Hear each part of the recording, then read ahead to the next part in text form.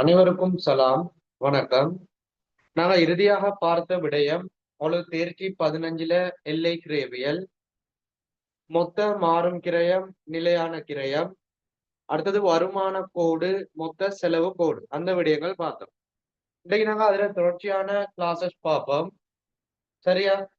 எனவே எல்லாரும் தலைப்பு போடுங்க. கிரயம் தொகை விலாப பகுப்பாய்வுட பிரதான நோக்கம். ஒரு எல்லை கிரேவியல்ற பிரதான நோக்கம் சொல்லித்தாரன். அதுக்கு பிறகு நாங்க எல்லை கிரேவியல்ல பயன்படுத்தக்கூடிய அந்த நுட்ப விடயங்கள், பங்களிப்பு, சமப்பாட்டு புள்ளி அலகுகள், பாதுகாப்பு எல்லை, அதுக்கப்புறம் நாங்க லாபம் எப்படி கண்டுபிடிக்கிறது, எல்லை கிரேவியல் வருமான கூற்று, அந்த விடயங்களை படிச்சுக்கிட்டு போவோம். எனவே முதலாவது தலைப்பு கிரயம் சமா தொகை. தொகைன்னு சொல்றது அளவு. கிரயம் தொகை சமா இலாப பகுப்பாய்வு. கிரயம் தொகை லாப பகுப்பாய்வோட நோக்கம் என்னன்னு பார்ப்போம். சரியா? இதனால எல்லை கிரயவியல் ஷோர்ட்டா சொல்லுவோம். கிரயம் தொகை இலாப பகுப்பாய்வுட நோக்கம். கிரயம் தொகை இலாப பகுப்பாய்வுட பிரதானமான நோக்கம். ஒரு சிறிய கன்செப்ட் பாருங்க. உற்பத்தி அல்லது செயற்பாட்டு மட்டம். உற்பத்தி அல்லது செயற்பாட்டு மட்டம். ஒரு கிரய இலாப பகுப்பாய்வு, ஒரு எல்லை கிரயவியலோட பிரதான நோக்கம் என்ன?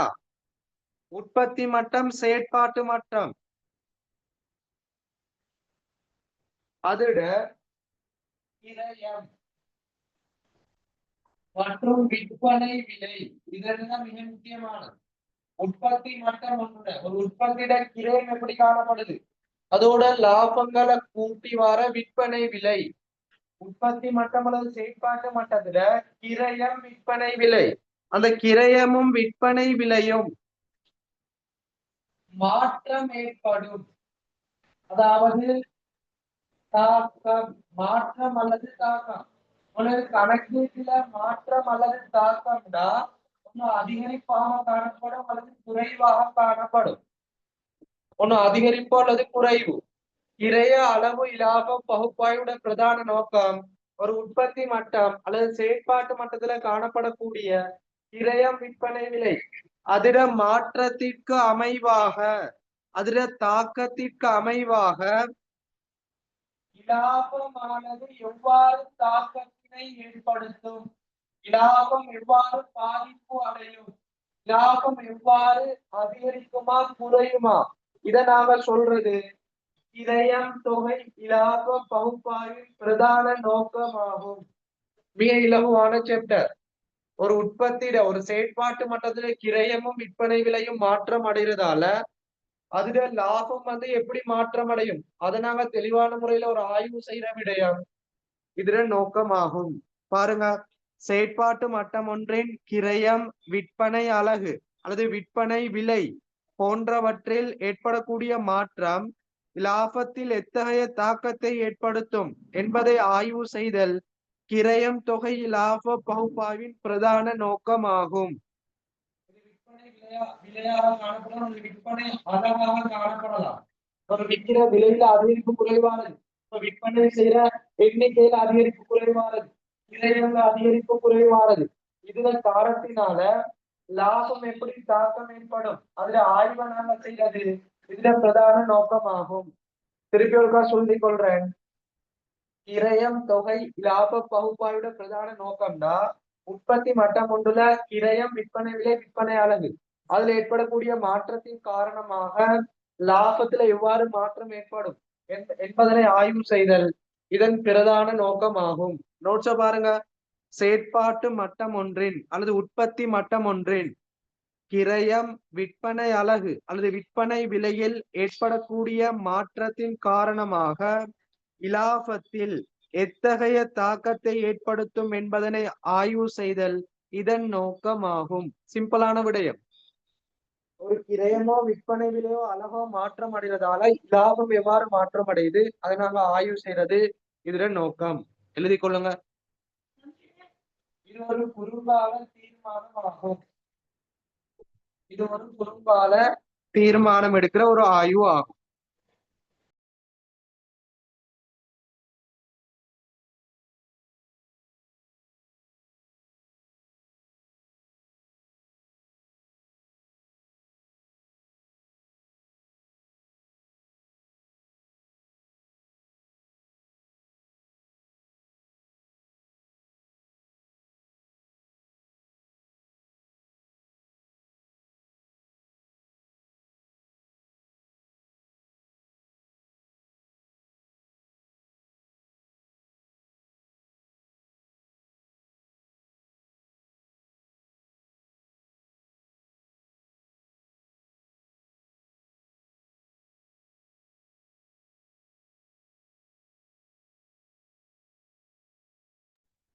சரியா? அப்ப இது எல்லாருக்கும் கிளியரா விளங்கி கொள்ளுவீங்க. தெளிவான முறையில பாக்குறோம். சிறிய ஒரு கான்செப்ட் ஒரு எல்லை கிரேவியல் பாடத்துல அது பிரதான நோக்கம் ஒரு கிரைய அளவு லாப பகுப்பாய்வோட நோக்கம்.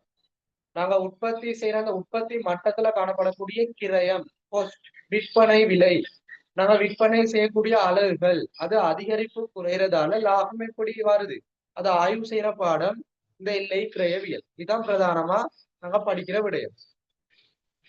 சரியா?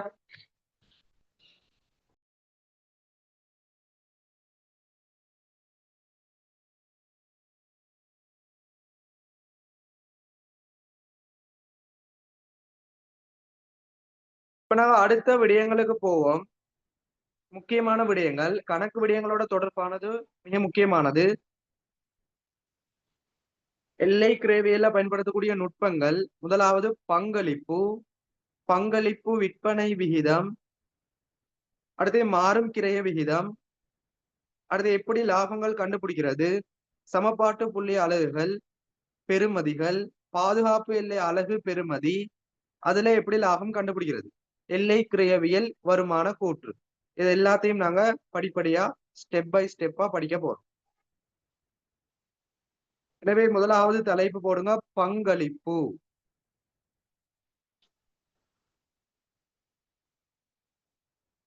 முதலாவது தலைப்பு போடுங்க, பங்களிப்பு.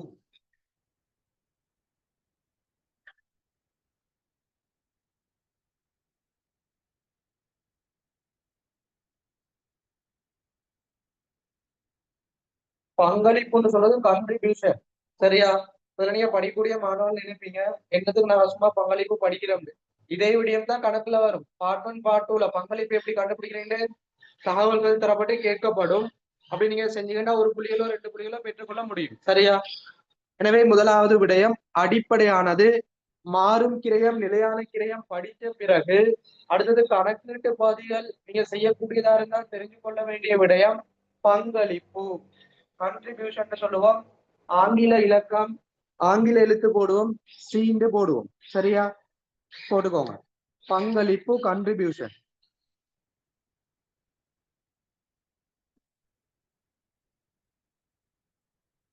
எனவே முதலாவது படிப்போம் பங்களிப்புண்டா என்ன, அதை படிச்சு கொள்ளுவோம். பங்களிப்பு அல்லது உதவு தொகை என்று சொல்லுவோம். பழைய பெயர் உதவு தொகை அல்லது பங்களிப்பு தான் நாம படிக்கிறது.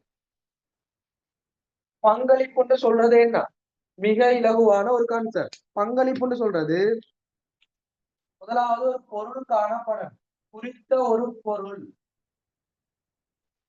சரியா? குறித்த ஒரு பொருள். இந்த குறித்த ஒரு பொருள்ற விற்பனை விலை, அந்த விற்பனை விலைக்கும் அதுல மாறும் கிரயம், அதாவது எல்லை கிரயம்னு சொல்லுவோம், அதுல மாறும் கிரயம், இந்த ரெண்டு விடயங்களுக்கும் இடையிலான தொடர்பை நாங்க சொல்லுவோம் பங்களிப்பு. எப்படி? குறித்த ஒரு பொருளின் விற்பனை விலைக்கும் அதுல மாறும் கிரயம், அதாவது குறிப்பிட்ட பொருளை மேலதிகமா உற்பத்தி செய்வதன் மூலம் அந்த மொத்த கிரயத்தில் ஏற்படக்கூடிய மாற்றம் எல்லை கிரயம் படிச்சமே அதான் மாறும் கிரயம். வெளியீடுகள மாற்றத்திற்கேற்ப மாற்றம் அடையக்கூடிய கிரயம். விற்பனை விலைண்டா கிரயத்தோட லாபத்தை கூட்டி வாரது. நீங்க ஒரு பொருளை என்ன பெருமதிக்கு விற்பனை செய்ய போறீங்களோ அதான் விற்பனை இல்லை, அங்க கிரயமும் வரும் லாபமும் வரும்.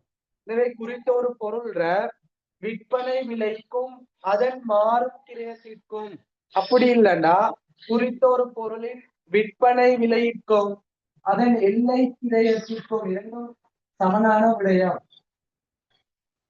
இந்த ரெண்டு விடயத்துக்கும் இடையிலான தொடர்பினை நாங்க சொல்றது பங்களிப்பு. மிக இலகுவான விடயம். இப்ப பங்களிப்பு எப்படி கண்டுபிடிப்போம்? குறித்த பொருள விற்பனை விலையிலிருந்து மாறும் கிரயத்தை கழிச்சோம்னா பங்களிப்பு, அல்லது விற்பனை விலையிலிருந்து எல்லை கிரயத்தை கழிச்சோம்னா பங்களிப்பு வரும்.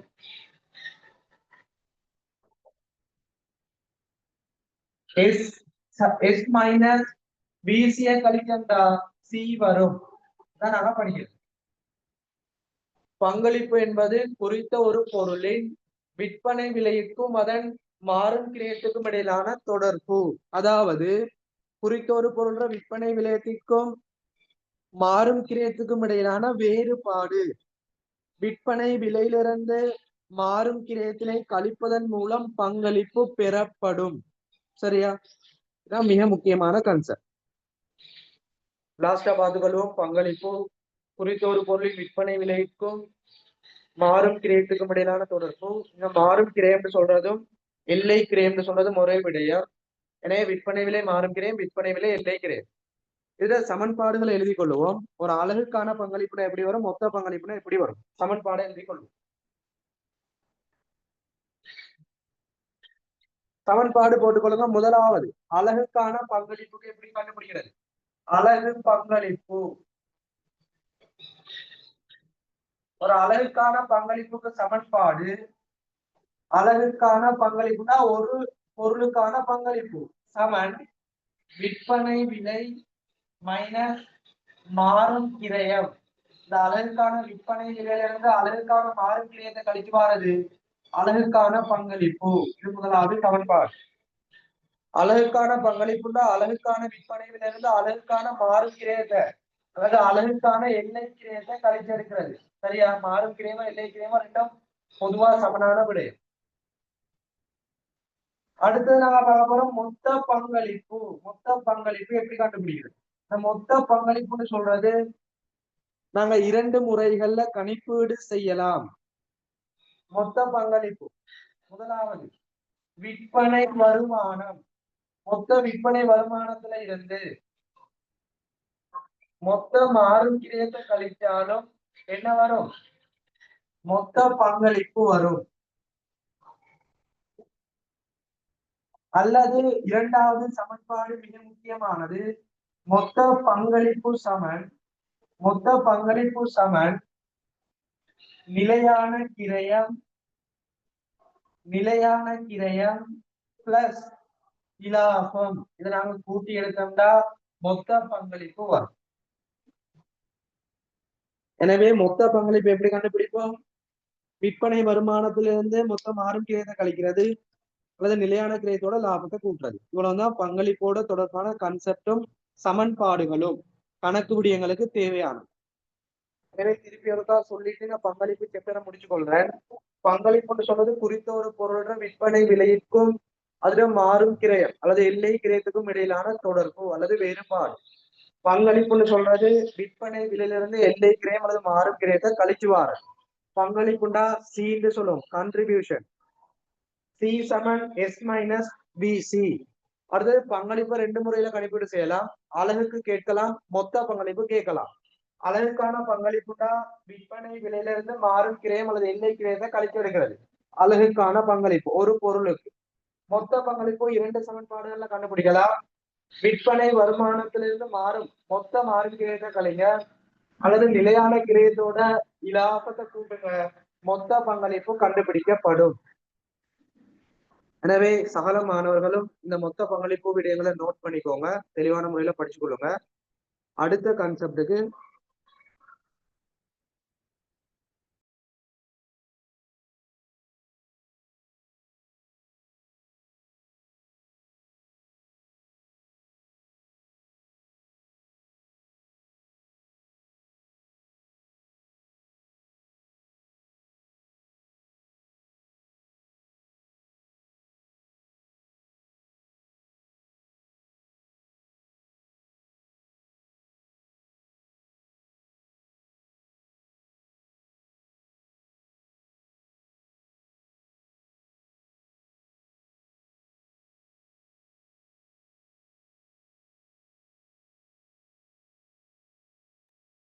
சரி, ஓகே.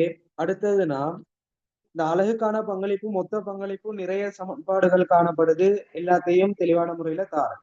இந்த பாடத்துல மிக முக்கியமானது சமன்பாடுகள் தெரியணும். இப்ப இதுல இப்ப நீங்க எக்ஸாமுக்கு போறீங்க, ஒவ்வொரு மாவட்டத்துல இருந்து ஒவ்வொரு மாணவர்கள் வருவாங்க. அப்ப ஒவ்வொரு ஆக்க ஒவ்வொரு டீச்சர்ஸ்ட படிச்சுப்பாங்க, ஒவ்வொரு ஸ்கூல்ல ஒவ்வொரு டியூட்டர்ல படிச்சுப்பாங்க. எனவே இந்த அழகுக்கான பங்களிப்பு, மொத்த பங்களிப்பு கண்டுபிடிக்கிறது பல சமன்பாடுகள் காணப்படுது. அதுல எல்லா சமன்பாடுகளும் தெரிஞ்சாதான் உங்களுக்கு பேப்பர்ல தரக்கூடிய தகவலுக்கமைய பிரதியீடு செய்யலாம். இப்ப நீங்க ஒரு சில விடயங்களை மட்டும் படிச்சுட்டு போனா புள்ளிகள் பெற்றுக்கொள்ள முடியாது. எனவே எல்லா சமன்பாடுகளையும் தெளிவான முறையில நோட் பண்ணி கொள்ளுங்க. இப்ப பேப்பர்ல எப்படி அழகுக்கான பங்களிப்பு, மொத்த பங்களிப்பு குயிக்கா கண்டுபிடிக்கிறது. எனவே கஷ்டமாயிக்கிட்டு சொன்னா சமன்பாடு தெரியாட்டி கஷ்டமா தான் இருக்கும். எல்லா சமன்பாடுகளும் தெரிஞ்சா இலகுவான முறையில கணிப்பீடு செய்ய முடியும். எனவே சமன்பாடுகளை வகைப்படுத்தி சொல்லித்தார். முதலாவது அழகுக்கான பங்களிப்பு.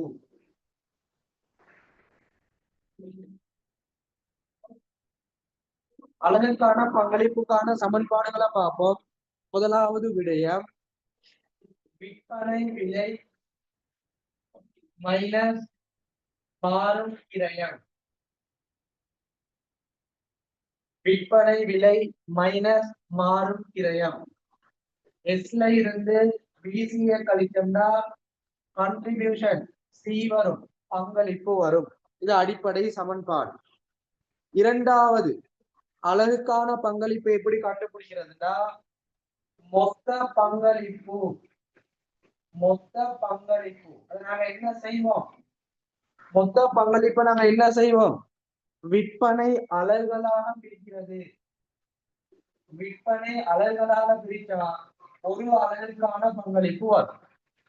ஆரம்பத்துல விற்பனை விலையில இருந்து மாறும் கிரயத்தை கழிச்சா அலகுக்கான பங்களிப்பு, அப்படி இல்லையா மொத்த பங்களிப்பை விற்பனை அழகால பிரிச்சா அலகுக்கான பங்களிப்பு வரும்.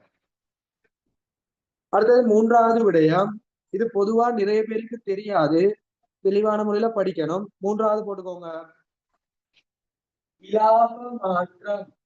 இலாப மாற்றத்தின் கீழ் இலாப மாற்றத்தின் கீழ் விற்பனை மாற்றம். இதை நாங்க போட்டோம்னா அதற்கான பங்களிப்பு வரும். அப்ப பொதுவாக நீங்க டீச்சர் கைட பார்த்து படிக்கலாம். ஒரே ஒரு சமன்பாடு அல்லது ரெண்டு சமன்பாடு தான் தெரியும். இந்த மூன்றாவது சமன்பாடு எல்லாத்துலயும் சொல்லி தர மாட்டாங்க. உங்களுக்கு தொகுக்கப்பட்ட ஒரு நோட்ஸ், எல்லா விடயங்களையும் தொகுத்து சிறப்பான முறையில போகுது. இப்படிதான் நான் ஜூம் கிளாஸ்ல படிச்சு கொடுக்குறது. சரியா? நேரடியாகவும் ஆன்லைன் மூலமும் இவ்வாறு தான் நாங்க படிச்சு கொடுக்கறது மாணவர்களுக்கு. எனவே நீங்க தெளிவான முறையில படிங்க. எனவே அலகுக்கான பங்களிப்பு சமன் விற்பனை விலை மைனஸ் அலகுக்கான மாறும் கிரயம். மொத்த பங்களிப்ப விற்பனை அழகால பிரிச்சா அலகுக்கான பங்களிப்பு. லாப மாற்றத்தை விற்பனை மாற்றத்தால பிரிச்சா அலகுக்கான பங்களிப்பு. இதை எழுதி கொள்ளுங்க. அடுத்த மொத்த பங்களிப்பு பார்ப்போம். அடுத்த சாப்டருக்கு போகும்.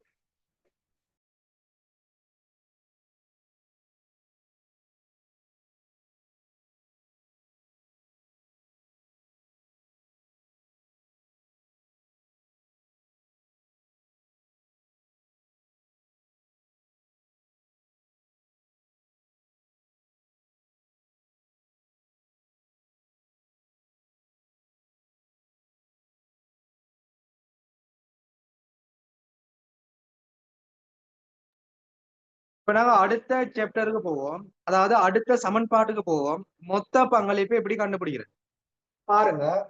மொத்த பங்களிப்பு அலகுக்கான பங்களிப்பு போலவே மொத்த பங்களிப்புக்கும் நிறைய சமன்பாடுகள் இருக்குது. எனவே முதலாவது சமன்பாடு என்ன படிச்சோம்? மொத்த விற்பனை வருமானத்துல இருந்து மொத்த மாறும் கிரியத்தை கழிக்கிறது. மொத்த விற்பனை வருமானத்துல இருந்து மொத்த மாறும் கிரியத்தை கழிக்கிறது. எனவே முதலாவது நோட் பண்ணிக்கொள்ளுங்க.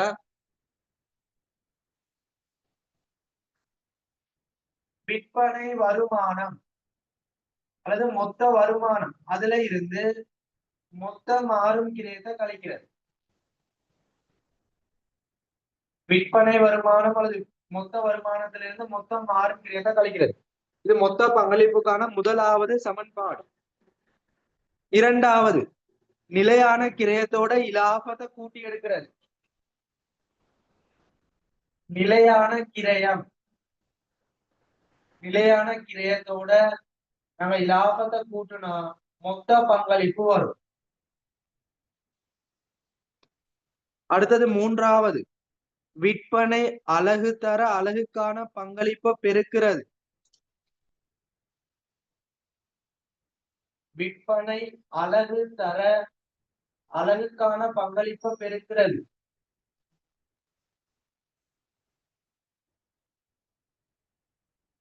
அடுத்த இறுதியா நான்காவது பாப்போம், விற்பனை வருமானம் தர பங்களிப்பு வீதத்தை பெருக்கிறது.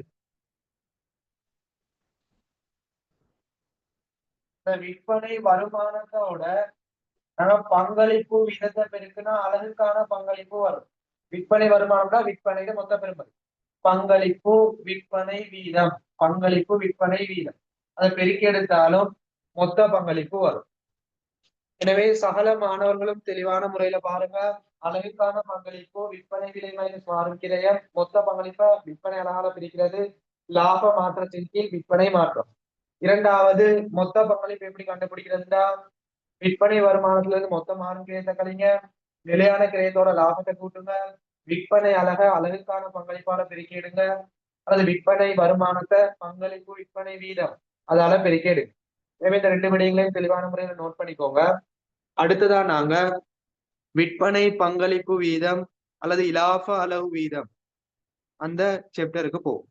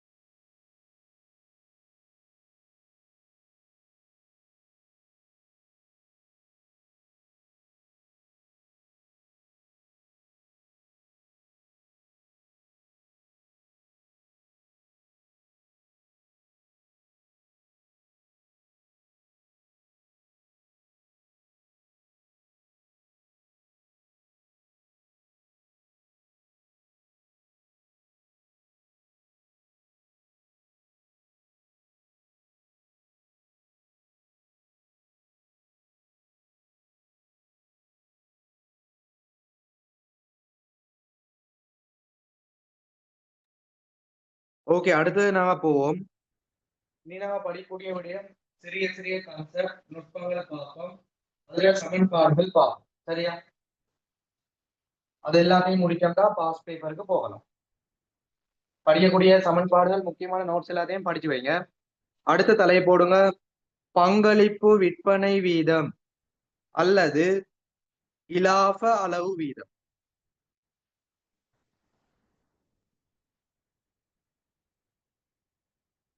பங்களிப்பு விற்பனை வீதம் அல்லது இலாப அளவு வீதம். பங்களிப்பு விற்பனை வீதம் அல்லது இலாப அளவு வீதம் அல்லது இலாப எல்லை விகிதம். மூன்று பெயர்கள் சொல்லுவோம். நீங்க நோமலா பங்களிப்பு விற்பனை வீதம் படிக்கலாம், அல்லது லாப அளவு வீதம் படிக்கலாம். இந்த மூன்று பேரும் ஒரே விஷயத்தை குறித்து நிற்கிறது. எனவே மூன்று பேரையும் பாடமாக்கி வச்சுக்கோங்க. ஒரே விஷயம்தான், பங்களிப்பு விற்பனை வீதம், இலாப அளவு வீதம் அல்லது லாப எல்லை விகிதம், விற்பனை லாப எல்லை விகிதம் எல்லாம் ஒண்ணுதான். பங்களிப்பு விற்பனை வீதம், லாப அளவு வீதம் அல்லது விற்பனை இலாப எல்லை என்று சொல்லுவோம். லாப எல்லை வீதம் சொல்லலாம் அல்லது விற்பனை இலாப எல்லை. இந்த மேல உள்ள ரெண்டு பேரும் தான் முக்கியமானது. அந்த ரெண்டு பேர் தான் அடிக்கடி பேப்பர்ல வருது. பங்களிப்பு விற்பனை வீதம் அல்லது லாப அளவு வீதம் வரும். ஓகே, பார்த்துக்கொள்வோம். பங்களிப்பு விற்பனை வீதம்டா என்ன? மிக இலகுவானது. முதலாவது குறித்த ஒரு பொருள், ஒரு பொருளோட விற்பனையை நாங்க கண்டுபிடிக்கணும். அடுத்தது அந்த பொருளோட பங்களிப்பை கண்டுபிடிக்கணும். குறித்த ஒரு பொருள், அதுல விற்பனையை கண்டுபிடிக்கணும். அடுத்தது பங்களிப்பை கண்டுபிடிக்கணும். விற்பனையை எப்படி கண்டுபிடிப்பான்? விற்பனை சொல்றது விசியையும் சியையும் கூட்டி வாரது, மாறுகிறது பங்களிப்பையும் கூட்டி வாரது விற்பனை விலை. பங்களிப்பு எப்படி கண்டுபிடிக்கிறது? எஸ் மைனஸ் விசி, அதை கழிச்சா சி வரும். ரெண்டையும் கண்டுபிடிச்சிட்டான். குறித்த ஒரு பொருள் விற்பனை பங்களிப்பு, விற்பனை பங்களிப்பு வீதம் என்ன?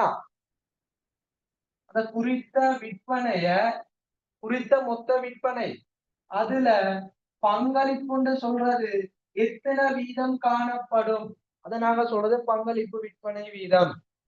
பங்களிப்பு விற்பனை வீதம்டா என்ன? தெளிவான முறையில பாருங்க. ஒரு குறித்த காலப்பகுதியில விற்பனை இடம்பெறும்.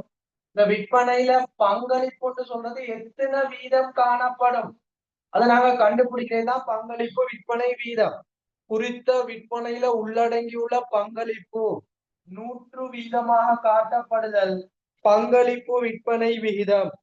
அதாவது குறித்த பொருளுக்கான பங்களிப்பினை விற்பனை விலையின் 100% கூறுதல். குறித்த பொருளின் பங்களிப்பினை விற்பனை விலையின் 100% கூறுதல் பங்களிப்பு விற்பனை விகிதம். சரியா? குறித்த ஒரு பொருள், அத விற்பனை விலை பங்களிப்பு தெரியணும். அடுத்து விற்பனையில பங்களிப்பு எத்தனை வீதம் கண்டுபிடிக்கிறது? விற்பனை பங்களிப்பு வீதம். அப்ப விற்பனை, அதன் மேல் பங்களிப்பு, அதை நாங்க 100 வடிவுல காட்டினா விற்பனை பங்களிப்பு வீதம். சின்ன கான்செப்ட் ஒண்ணு. விற்பனை பங்களிப்பு வீதம் குறித்த ஒரு காலப்பகுதியில காணப்படக்கூடிய அந்த மொத்த விற்பனையில பங்களிப்பு எத்தனை வீதம் காணப்படும், விற்பனையில பங்களிப்பு எத்தனை வீதம் உள்ளடங்கிக்குது, அதை கண்டுபிடிக்கிறது விற்பனை பங்களிப்பு வீதம். மொத்த விற்பனையின் மேல பங்களிப்பு தர 100, சிம்பிளானது. விற்பனையின் மேல் பங்களிப்பு அதை 100ஆல பெருக்குனா விற்பனை பங்களிப்பு வீதம் வரும். ஓகேயா? எனவே லாஸ்டா பாருங்க, குறித்த பொருளுக்கான பங்களிப்பு விற்பனை விலையின் 100% காட்டுதல். ஓகேயா? அப்ப விற்பனை விலை எப்படி கண்டுபிடிக்கிறது? அந்த மாறும் கிரயத்தையும் பங்களிப்பையும் கூட்டி வாரது விற்பனை விலை. பங்களிப்பு எப்படி கண்டுபிடிக்கிறது? விற்பனை விலையில இருந்து மாறும் கிரயத்தை கழிச்சு. இப்ப விற்பனை மேல பங்களிப்பை போட்டு 100ஆல பெருக்குனா விற்பனை பங்களிப்பு வீதம். விற்பனையில உள்ளடங்கியுள்ள பங்களிப்பை 100% காட்டினா விற்பனை பங்களிப்பு வீதம். ஓகே, இத தெளிவான முறையில எழுதி கொள்ளுங்க. அடுத்த விற்பனை பங்களிப்பு வீதத்துல 2 சமன்பாடுகள் காணப்படுது, சொல்லித்தாரு.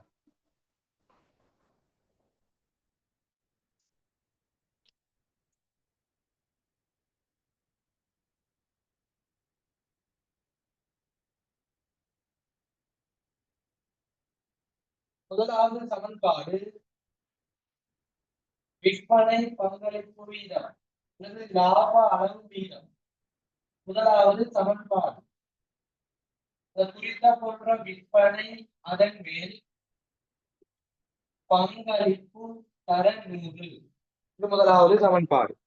குறித்த பொருளின் விற்பனை, அதன் மேல் பங்களிப்பு தர 100. இரண்டாவது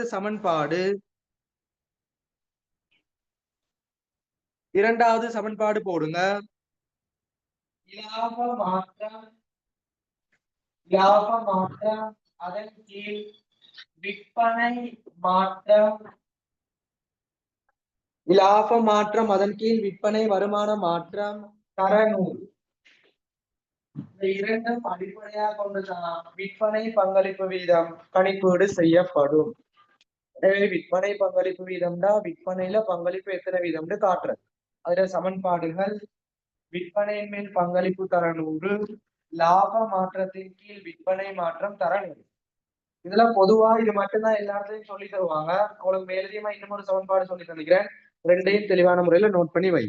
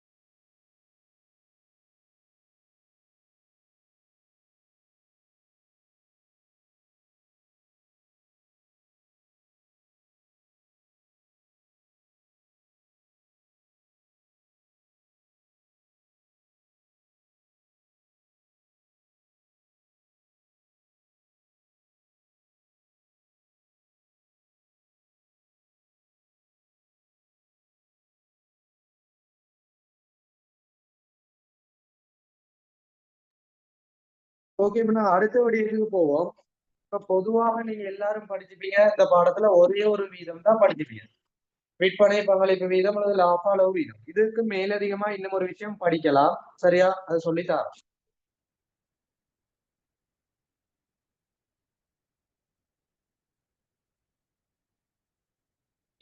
இதுல பாருங்க, முதலாவது விற்பனை. இந்த விற்பனைக்குள்ள 2 விடயங்கள் காணப்படும். மாறும் கிரயமும் காணப்படுது, அடுத்தது பங்களிப்பும் காணப்படுது. இதை தெளிவான முறையில சால மாணவர்களும் விலகிக் கொள்ளுங்க. விற்பனைக்குள்ள 2 விடயம் காணப்படுது, மாறும் கிரயமும் பங்களிப்பும் அல்லது எல்லை கிரயம்னு சொல்லுவோம். பங்களிப்பு விற்பனை வீதம். இந்த வீதம் எப்படி படிக்கலாம்? விற்பனையின் மேல் பங்களிப்பு தர 100. இது அடிப்படையான சமன்பாடு. அடுத்ததான் நாங்க பார்க்க போறோம், இந்த மாறும் கிரயம், இந்த எல்லை கிரயத்தை வச்சு இன்னும் ஒரு வீதம் படிக்க போறோம். அதை பார்ப்போம். எனவே அடுத்த தலைப்பு மாறும் கிரய அல்லது எல்லை கிரய வீதம்னு போடும். மாறும் கிரய வீதம் அல்லது எல்லை கிரய வீதம். பார்ப்பன இந்த விடயங்கள் கட்டாயம் தேவை. மொத்த விற்பனை 100 வீதம்டா, இதுல பங்களிப்பு வீதம் 60 அவன் தந்தாண்டா, நீங்க கண்டுபிடிக்கணும் பேலன்ஸ் ஆகிறது எல்லை கிரிய வீதம் அல்லது மாறும் கிரிய வீதம் 40 வீதம் கண்டுபிடிச்சுதான் கணக்கு விடயங்களை செய்யணும். எனவே தெளிவான முறையில இந்த கான்செப்டை விலகிக் கொள்ளுங்க, மிக முக்கியமானது. விற்பனைக்குள்ள பங்களிப்பு மீக்கி, மாறும் கிரயமும் மீக்கி அல்லது எல்லை கிரயம் மீக்கி. விற்பனை 100 வீதம்டா, பங்களிப்பு 60 வீதம் கண்டுபிடிச்சா பேலன்ஸ் 40 வீதம் எல்லை கிரிய வீதம் அல்லது மாறும் கிரிய வீதம் எடுகோல் எடுத்துதான் அடுத்த விடயங்களுக்கு செய்யணும். எனவே இந்த விடயங்களை நோட் பண்ணிக்கொள்ளுங்க. இப்ப நாங்க அடுத்ததா பார்க்கக்கூடியது மாறும் கிரிய வீதம் அல்லது எல்லை கிரிய வீதம். அப்படின்னா என்ன? மாறும் கிரிய வீதம் எல்லை கிரிய வீதம் தான் என்ன? சிம்பிளான விடயம். அதாவது விற்பனையில காணப்படக்கூடிய மாறும் கிரயம், விற்பனையில காணப்படக்கூடிய மாறும் கிரயம் அல்லது எல்லை கிரயம், அதை நாங்க 100 வீதத்துல காட்டுறது மாறும் கிரை அல்லது எல்லை கிரய வீதம் எனப்படும். மாறும் கிரயம் விற்பனை விலையில் என்ன சதவீதம் என்பதை கண்டுபிடிக்கிறது. மாறும் கிரயம் அல்லது எல்லை கிரயம் விற்பனையில எத்தனை சதவீதம் அதை கண்டுபிடிக்கிறது எல்லை கிரய வீதம் அல்லது மாறும் கிரய வீதம். சரியா? திருப்பி சொல்லித்தாரேன். மொத்தம் விற்பனை அதுல மாறும் கிரைக்கு பங்களிப்பு மீக்குது. பங்களிப்பு போக மாறும் கிரயம், அது மாறும் கிரயம் போக பங்களிப்பு. எனவே பங்களிப்பு விற்பனை வீதம் படிச்சுட்டான். உதாரணமா பங்களிப்பு விற்பனை வீதம் 60 கண்டுபிடிச்சா மாறும் கிரை வீதம்லாம் கண்டுபிடிக்க தேவையில்லை. 100ல இருந்து அதை கழிச்சுட்டீங்கன்னா மாறும் கிரை வீதம் வரும், அல்லது எல்லை கிரை வீதம் வரும். சரியா? இப்ப மாறும் கிரயம் எல்லை கிரை வீதம் தான் என்ன? மொத்த விற்பனையில காணப்படக்கூடிய எல்லை கிரயம் அல்லது மாறும் கிரயத்தை 100 வீதத்துல காட்டுறது. ஒரு மாறும் கிரயத்தை விற்பனையில சதவீதமா காட்டுறது. அதான் எல்லை கிரய வீதம் அல்லது மாறும் கிரய வீதம். சமன்பாடு எழுதி கொள்ளுங்க. விற்பனை மேல் மாறும் அல்லது எல்லை கிரயம், விற்பனை மேல் மாறும் அல்லது எல்லை கிரயம் தர 100. நாங்க சொல்லுவோம் மாறும் கிரய வீதம் அல்லது எல்லை கிரய வீதம். எழுதி கொள்ளுங்க. விற்பனையின் மேல் மாறும் கிரயம் தர 100 அல்லது விற்பனையின் மேல் எல்லை கிரயம் தர 100.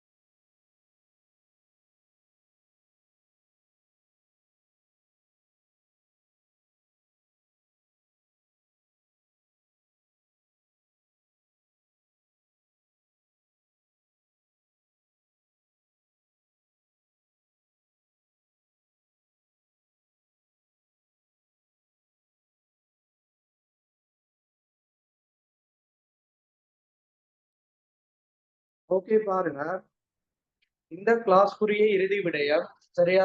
சிறிய சிறிய பகுதிகளாக தானே போடுறேன். இந்த கிளாஸ்க்குரிய இறுதி விடயம் நான் பார்க்கக்கூடியது எல்லை கிரேவியல் முறையில் ஒரு வருமான கூற்று எப்படி வரும், அல்லது பங்களிப்பு அந்த முறையில வருமான கூற்று. ஆரம்பத்துல எல்லை கிரேவியல் முறைன்னு படிச்சுட்டேங்க, அதைதான் திருப்பி சொல்லி தர போறேன். சரியா? எல்லை கிரேவியல் அடிப்படையில வருமான கூற்று எப்படி வரும், அல்லது பங்களிப்பு வருமான கூற்றுனா எப்படி வரும், அதை சொல்லித்தர போறேன். எனவே தலை போடுங்க. எல்லை கிரயவியல் வருமான கூற்று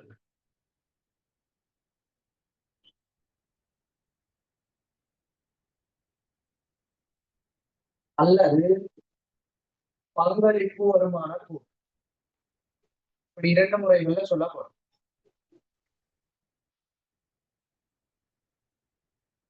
எல்லை கிரயவியல் அடிப்படையில வருமான கூற்றுனா என்ன, அல்லது பங்களிப்பு வருமான கூற்றுனா என்ன? இதுக்கு நமக்கு நோட்ஸ் வீடியோ தேவையில்லை. அதான் சமன்பாடுகள் எப்படி கண்டுபிடிக்கிறது மட்டும் தெரிஞ்சா போதும். பாருங்க, எல்லை கிரயவியல் வருமான கூற்று அல்லது பங்களிப்பு வருமான கூற்றுன்னு சொல்றது குறித்த ஒரு காலப்பகுதியில காணப்படக்கூடிய விற்பனை வருமானம், குறித்த ஒரு காலப்பகுதியில காணப்படக்கூடிய விற்பனை வருமானம், இந்த விற்பனை வருமானத்திலிருந்து முதலாவது மாறும் கிரயத்தை நாங்க மைனஸ் பண்ணுவோம். விற்பனை வருமானத்திலிருந்து மாறும் கிரயத்தை மைனஸ் பண்ணுவோம்.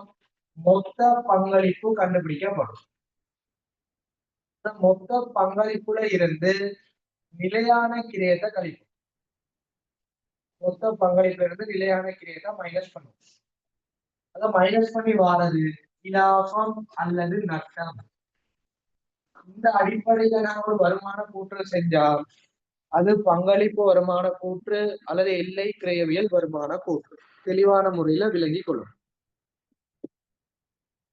ஆரம்பத்துல காணப்படக்கூடிய விற்பனை வருமானத்துல இருந்து மாறும் கிரயத்தை கழிச்சு மொத்த பங்களிப்பை கண்டுபிடிச்சு நிலையான கிரியத்தை கழிச்சு ஒரு லாபத்தை கண்டுபிடிக்கிற மெத்தட் பங்களிப்பு அல்லது இல்லை கிரியவியல் வருமான கூற்று ஆகும்.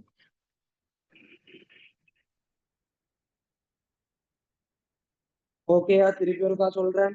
இறுதி விடயம், இந்த குறித்த காலப்பகுதியில காணப்படக்கூடிய விற்பனை வருமானம் அதிலிருந்து மாறும் கிரயத்தை நாங்க கழிச்செடுப்போம். மொத்த பங்களிப்பு கண்டுபிடிக்கப்படும். அந்த மொத்த பங்களிப்புல இருந்து நிலையான கிரயத்தை கழிச்சு லாபம் கண்டுபிடிக்கிற அந்த மெத்தட், இந்த அடிப்படையில் ஒரு வருமான கூற்று செய்யறது பங்களிப்பு அல்லது எல்லை கிரயவியல் வருமான கூற்று. இப்ப நாங்க அதுல வருமான கூற்றோட மெத்தட் மாதிரி வடிவத்துக்கு போவோம். சிம்பிளா வருமான கூற்றுன்னு அடிச்சுக்கோம்.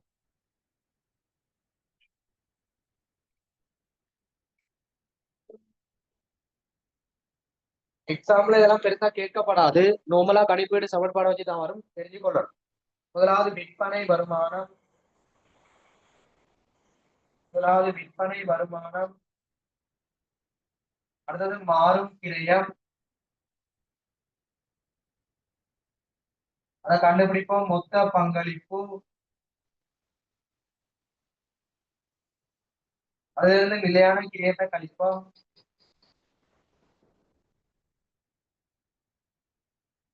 இறுதியா வரக்கூடியது இலாபம் அல்லது நட்டம். இதை நாங்க கூற்று வடிவுல செய்யறது பங்களிப்பு அல்லது எல்லை கிரயவியல் வருமான கூற்று.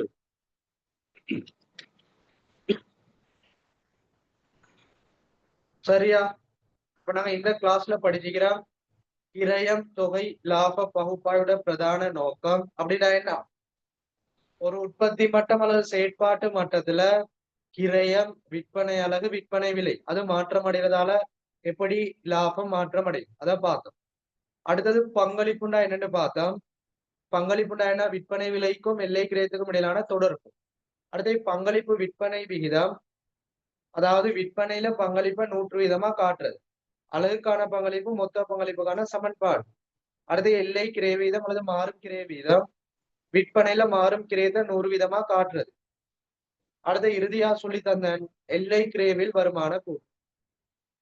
இதோடு இன்றைக்குரிய கிளாஸ் முடிச்சு கொள்ளுவோம் இன்ஷா அல்லாஹ். அடுத்த கிளாஸ்ல நாங்க படிக்கக்கூடிய விடயம் அடுத்த சிறிய கான்செப்ட். பேலன்ஸா நாங்க படிக்கக்கூடிய விடயம் என்ன?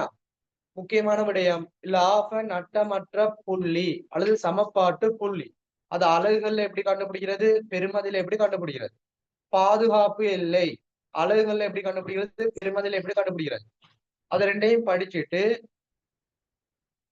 இலாபம்னு சொல்றது எந்த மெத்தட்ல கண்டுபிடிக்கிறது அது சொல்லி தருவேன். சரியா? அதோட சேர்த்து இறுதியில வருமானங்களும் செலவுகளும் மாற்றம் அடைஞ்சா லாபத்துல எப்படி தாக்கம் வரும் அதை நாங்க பார்த்தோம்னா இந்த பாடம் முழுமையா முடிவடையும். சரியா?